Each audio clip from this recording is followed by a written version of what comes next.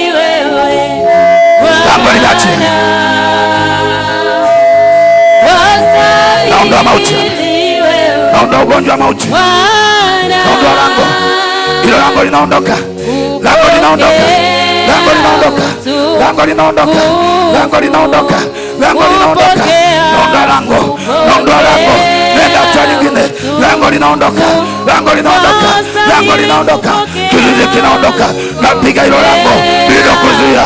Napiga lango, napiga lango, napiga lango, napiga lango, napiga lango, napiga lango, napiga lango, napiga lango la kuzimu. Napiga lango la kuzimu, napiga lango la kuzimu. Lango linaokuzuia. Napiga hilo lango, hilo lango. Kuna lango hapa, kuna lango hapa, kuna jiwe hapa, kuna jiwe hapa, kuna jiwe hapa. Lango, napiga hilo jiwe, napiga hilo lango, lango la kuzimu kwa jina la Yesu. Navunja hilo lango, navunja hilo lango, navunja hilo lango. Ingia hatua nyingine, ingia hatua nyingine.